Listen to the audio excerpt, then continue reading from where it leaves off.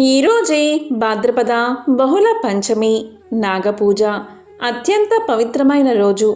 ఈరోజు ఏమీ చేయకపోయినా ఈ కథను వింటే చాలు జన్మల పాపాలు తొలగి కోటి జన్మల పుణ్యం వస్తుంది. నాగదోషాలు తొలగిపోతాయి. నాగదేవతల ఆశీర్వాదం మీకు కలిగి మీ ఇంట్లో సకల శుభాలు కలుగుతాయి. మరి నాగపూజ రోజు తప్పకుండా వినాల్సిన ఆ కథ ఏమిటో ఇప్పుడు ఈ వీడియోలో తెలుసుకుందాం. పూర్వం నాగులవరం అనే గ్రామంలో నాగేంద్రుడు అనే యువకుడు ఉండేవాడు.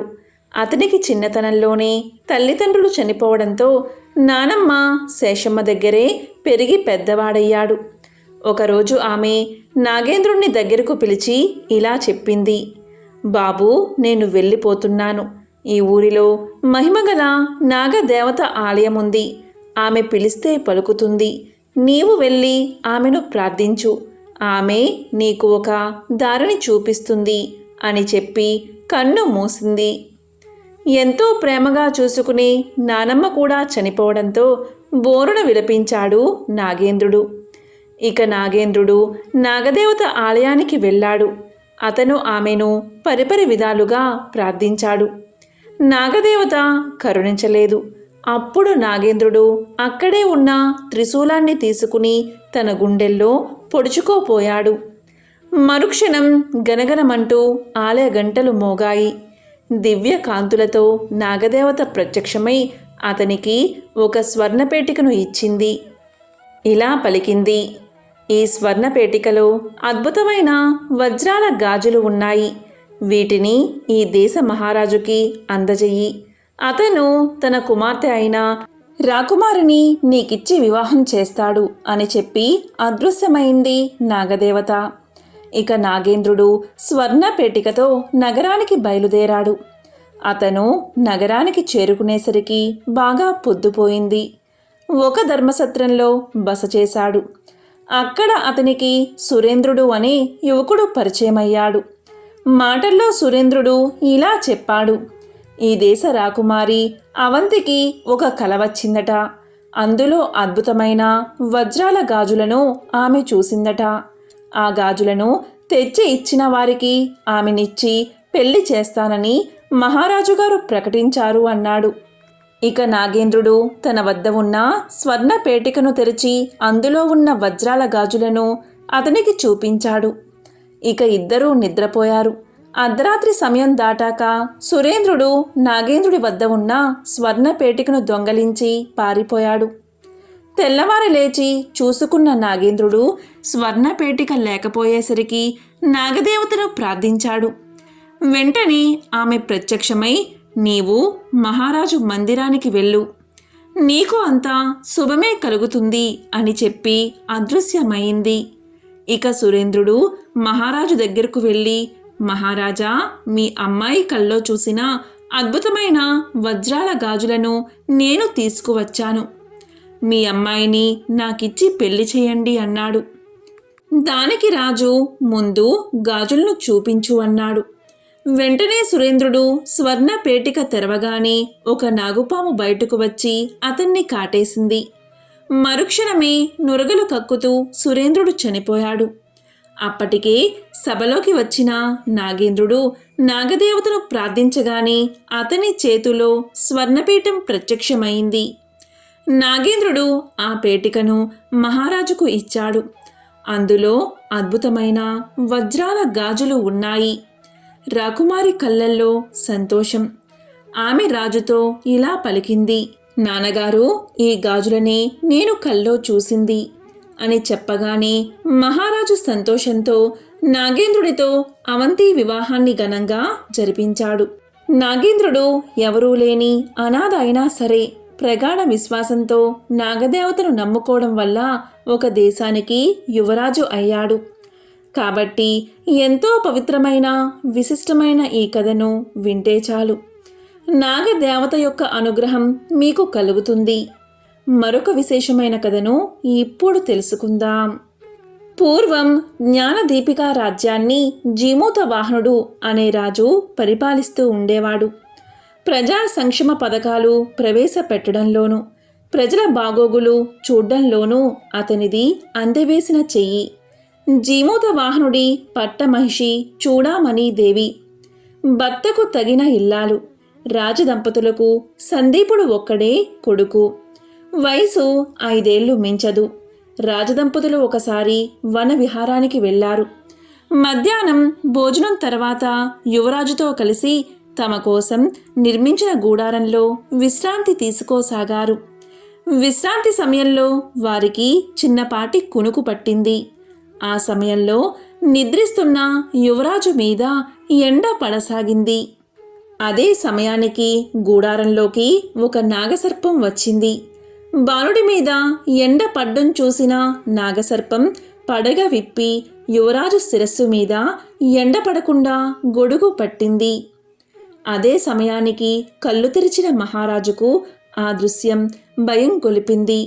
అతను నాగసర్పం నుంచి యువరాజుకు ప్రమాదమని శంకించి పక్కనున్న కత్తి తీసుకుని పైకి లేపి తటాలున నాగసర్పం శిరస్సు ఖండించాడు.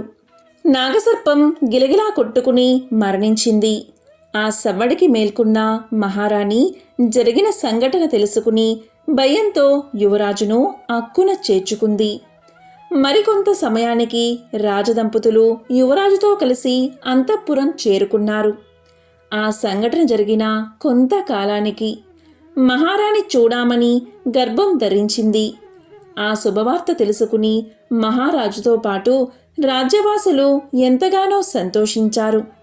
నెలలు నిండిన ఆ మహారాణి ఒక ఆడ శిశువును ప్రసవించింది. ప్రసవించిన బిడ్డను చూసి మంత్రసానులు భయం చెందారు. ఎందుకంటే జన్మించిన బిడ్డకు దేహమంతా మానవ దేహమే, కానీ శిరస్సు స్థానంలో పాము తల ఉంది. క్షణాల్లో ఆ వార్త మహారాజు చెవిన పడింది. అతను హుటాహుటిన అక్కడికి వచ్చి జన్మించిన బిడ్డను చూసి బాధతో విలవిల్లాడాడు. అతను ఆ విషయం బయటకు పొక్కకుండా జాగ్రత్తలు తీసుకున్నాడు.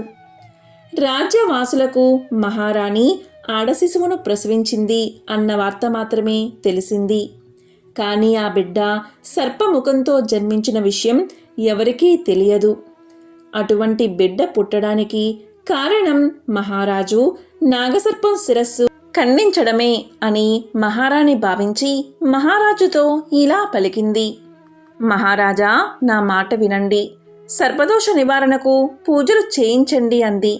వెంటనే మహారాజు అలా చేయించాడు. అయితే ఫలితం కనబడలేదు. జ్యోతిష్కులు యువరాణి జాతకం చూసి విషయం చెప్పడానికి తటపటాయించారు. మహారాజు పదే పదే అడగ్గా వారు ఇలా చెప్పారు.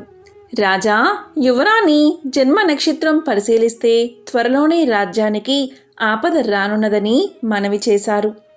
యువరానికి రాగచంద్రిక అనే పేరు పెట్టారు. రాజదంపతులు మాత్రం సర్పముఖి అని పిలుచుకోసాగారు. జీమూత వాహనుడు ఎందరో ఋషులను, మునీశ్వరులను కలిసి తనకు జన్మించిన బిడ్డకి మామూలు రూపు వచ్చేలా చూడమని ప్రార్థించాడు. అయితే వాళ్ళంతా అదంత తేలికైన విషయం కాదని తేల్చి చెప్పేశారు. సర్పముఖికి 5 ఏళ్ల ప్రాయం వచ్చింది. అంతలో రాజ్యంలో క్షామం అలుముకుంది. వర్షాలు పడలేదు. పచ్చటి పంట పొలాలు బీళ్లుగా మారాయి. త్రాగునీటికి కటకట అయ్యింది. పచ్చిక లేక పశువులు మరణించసాగాయి. ఆ పరిస్థితికి కారణం యువరాణి జన్మే అని అర్థం చేసుకున్నాడు జీమూత వాహనుడు. అతను ప్రజాక్షేమం గురించి విచారిస్తూ ఉండగా అతని దగ్గరికి దివ్య చరితుడు అనే సన్యాసి వచ్చి కలిశాడు. అతను ఇలా పలికాడు. రాజా, నీ మనోవ్యాధి నాకు తెలుసు. సర్పముఖి జననం, రాజ్యంలోని క్షామం నీ మనసును కలిచివేస్తున్నాయి, అవునా అని అడిగాడు. తను చెప్పకుండానే యువరాణి జన్మరహస్యం తెలుసుకున్న సన్యాసి సామాన్యుడు కాదని గ్రహించిన మహారాజు ఇలా అన్నాడు. అవును మహాత్మా, తరుణోపాయం సెలవీయండి అని ప్రార్థించాడు. అప్పుడు ఆ సన్యాసి ఇలా అన్నాడు. రాజా, దీనంతటికీ కారణం నీవు చంపిన నాగ సర్పమే. నీడనిచ్చిన సర్పాన్ని తొందరపాటుతో చంపావు. ఆ దోషమే నిన్ను వెంటాడుతుంది. నేను చెప్పినట్లు చేస్తే పరిస్థితి చక్కబడుతుంది. ఈ రాజ్యానికి దక్షిణ దిశలో నాగ భైరవ కోన అనే ప్రదేశం ఉంది. అక్కడ అతి పురాతనమైన నాగదేవత విగ్రహం ఉంది. నీవా ప్రాంతానికి వెళ్ళి నాగదేవతను క్షమాభిక్ష కోరి పూజలు జరిపించు. మంచి ఫలితం ఉంటుంది అని చెప్పాడు సన్యాసి. జీమూత వాహనుడు దివ్యచరితుడికి పాదాభివందనం చేసి, మహానుభావా, మీరు చేసిన సహాయం చెప్పలేనిది, అందుకు కృతజ్ఞతలు అని చెప్పాడు. శుభముహూర్తం చూసి జీమూత వాహనుడు ఒంటరిగా అశ్వారూఢుడై నాగభైరవ కోనను వెతుక్కుంటూ వెళ్ళాడు. వారం రోజుల ప్రయాణం తర్వాత అతడు ఆ కోన చేరాడు. అక్కడ నాగదేవత విగ్రహం కనిపించింది. జీమూత వాహనుడు అక్కడున్న కొలంలో శుచిగా స్నానం చేసి చెట్లకున్న పరిమళ భరిత పుష్పాలను కోసి వాటితో నాగదేవతకు పూజ చేశాడు. మాత కన్నతండ్రి అయినందువల్ల మమకారంతో బిడ్డను రక్షించుకోవాలన్న తొందరలో నాగసర్పాన్ని చంపాను. అది తప్పే, అందుకు నన్ను శిక్షించు. అంతేకాని నా బిడ్డను కాని రాజ్య ప్రజలను కాని శిక్షించకు అని ప్రార్థించాడు. కొద్ది క్షణాలకు ఆకాశంలో మెరుపు మెరిసింది. బలమైన గాలి వీచింది. అంతలో నాగదేవత విగ్రహం నుంచి, రాజా, పశ్చాత్తాప హృదయంతో నన్ను వెతుక్కుంటూ ఇంత దూరం వచ్చావు. నిన్ను క్షమిస్తున్నాను. ఏం వరం కావాలో కోరుకో అన్న స్వరం వినవచ్చింది. అప్పుడు జీమూత వాహనుడు ఇలా పలికాడు, నాగదేవత, నేను చేసిన తప్పిదం వల్ల జన్మించిన బిడ్డ సర్పముఖంతో జన్మించింది. ఆ బిడ్డకు మామూలు రూపం ప్రసాదించు. అలాగే రాజ్యంలో ఎన్నడూ లేని క్షామం అలుముకుంది. ఆకలితో ప్రజలు అలమటిస్తున్నారు. వర్షాలు కురిసి క్షామం తొలగేలా చూడు అని కోరాడు. అప్పుడు నాగదేవత ఇలా పలికింది, రాజా, నీ 2 కోరికల్లో ఒకటి మాత్రమే నేను తీరుస్తాను. ఒకప్పుడు తొందరపాటుతో నాగసర్పాన్ని చంపి చిక్కులు కొని తెచ్చుకున్నావు. ఈసారి అటువంటి తొందరపాటు ప్రదర్శించక నిదానంగా ఆలోచించి వరం కోరుకోమని చెప్పింది. క్షణం ఆలోచించిన జీమూత వాహనుడు ఇలా పలికాడు, తల్లి, రాజ్యంలోని క్షామం తొలగేలా అనుగ్రహించు అని కోరాడు. తదాస్తు అని దీవించింది నాగదేవత. జీమూత వాహనుడు సగం తృప్తితో సగం అసంతృప్తితో అక్కడున్న నాగదేవత విగ్రహానికి నమస్కారం చేసి వెనుతిరిగాడు. అతను రాజ్యం చేరేసరికి వర్షం కురవడం ఆరంభమైంది. ఆ తరువాత కూడా విస్తారంగా వర్షాలు కురిశాయి. బిల్లుగా మారిన పంట పొలాలు చిగురించాయి. మెల్లగా రాజ్యంలో క్షామ పరిస్థితులు వైదొలగి ప్రజల కష్టాలు తీరాయి.